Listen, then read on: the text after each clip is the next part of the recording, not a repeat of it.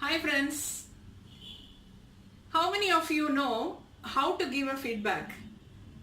Every one of us think we are so frank, and whenever certain things happen, we bluntly say something, whatever comes into our mind.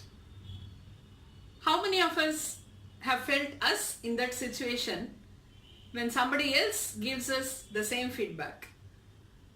Many times we never put ourselves in any situation. That is the main problem when we break our human relations, or we break a relationship with people or with employees or with anybody in this world. So anything we utter, words are so powerful. I keep saying that words are so powerful, and we say something, it should communicate our goal, and what we need to communicate has to be communicated in a proper way. So ultimately, the feedback is given to a person in order to make that person correct his or her mistakes and become a perfectionist. This is what is the ultimate goal of a feedback. So feedback sometimes may be positive, sometimes may be negative. Positive, definitely everybody will appreciate, whereas negative feedback is very powerful because it is going to change one's life in correcting their mistakes, but at the same time it may also hurt them, and it will not allow them to perform better in future. It may even lower their self-esteem and self-confidence, and it will reduce their productivity and performance. We never think about it. We think that if we shout at a person, or if we blast at a person saying that they are wrong and they are good for nothing, we feel that they will do better. But as a human tendency, generally people do not have that balance. Anybody for that sake, if you scold them, they will get hurt. When they get hurt, they lower their self-confidence. When they lower their self-confidence, their potential comes down, their performance comes down. This is the common formula for every human being, whatever it may be. Even if they have done a mistake, the same feeling they will have.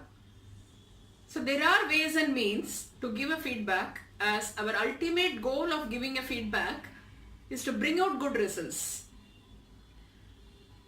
If you consider an office, the team manager may have team members performing for a particular task. The ultimate aim of the team leader is to get the job done in the given time. So he cannot do that job, he or she cannot do that job on their own. They are dependent on the team. So the cooperation of the team, performance of the team, the attitude of the team members is very, very essential to complete the task in a better way. We always say the strength of a chain depends upon the weakest link in the chain. So if one team member does not perform properly, the entire team has to suffer. So a team leader can motivate the team members not by always praising them, but also giving constructive criticism. If somebody is doing a mistake, do not generalize the feedback. Be specific on where they have to make the corrections. This is what is called as a constructive criticism. So you have to find a way and a solution for their problem. If they do a mistake, you need to give them a solution how they will not do a mistake in future. So this is what is the smartness of a team leader, where he will also motivate the team member and correct their mistakes in such a way that they don't get offended. This happens in many ways. It need not be a verbal feedback. Sometimes it happens in a non-verbal communication also, through your body language. You just see a small kid of less than a 1-year-old kid. You give something to taste. If you give a lemon, immediately you can see the facial expression of the child expressing that it is sour. Or if it is chilly, it will be hot. all the expressions can be a feedback. If the mom feeds food to the child may not be interested to eat. It also means the food is not tasty, or the child is not interested to eat that time, or if the child is sick.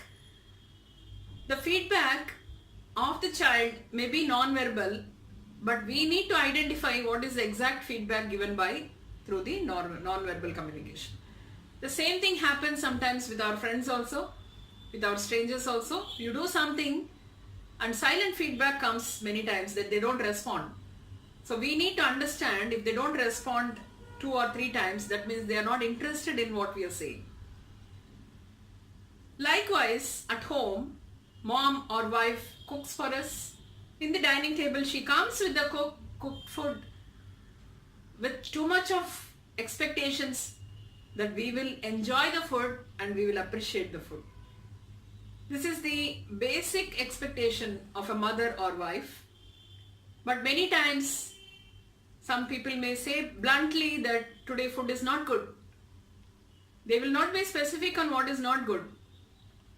And there may be a part which may be good and they may not mention that, and they will mention only what is not good. So you have to think about the receiver's attitude or the mental stability to receive your feedback. They would have done a lot of effort to do that work. So first of all, appreciate the effort and then give your feedback in specific so that they can correct their mistakes.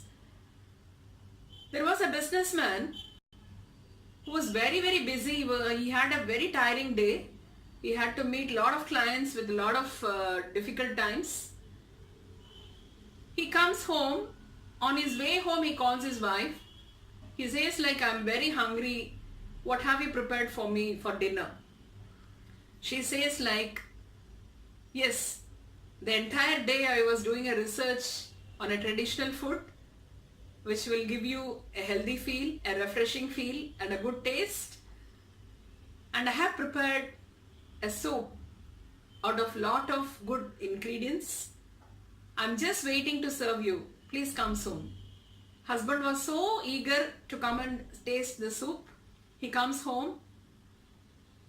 He comes to the dining.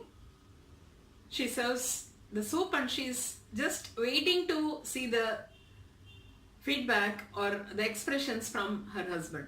He just takes 1 spoon and tastes that. And he could find that the salt is missing in the soup. There are 2 ways of reacting to it. One way is throwing off the soup, or just keeping the soup and getting off from the dining table saying that you have spoiled my dinner, or scolding the wife saying you're good for nothing, you can't even prepare a food properly. But what he did is, he thought for a while about his conversation with his wife. She said she has been doing some research throughout the day to find good ingredients to make a food that will be healthy and refreshing him. So he understood the efforts taken by his wife, and he doesn't want to hurt her saying that the food is not good. He called her to the next chair where he was sitting and he said lovingly, hey, it's been a long time that I fed you. I'll just feed you this soup. Let us both taste this together.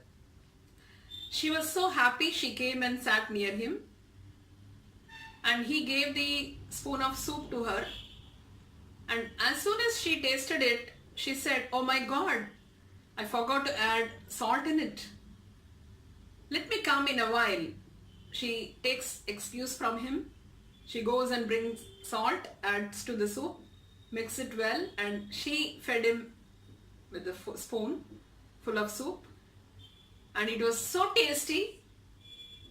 Husband was so happy and wife was so happy that her husband gave such a constructive criticism about her food, and he did not try to hurt her.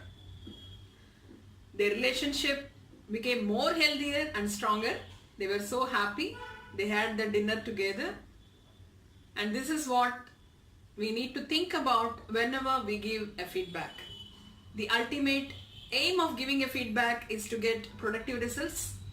So productive results comes only when a person is enthusiastic, self-motivating, self-confident and full of self-esteem.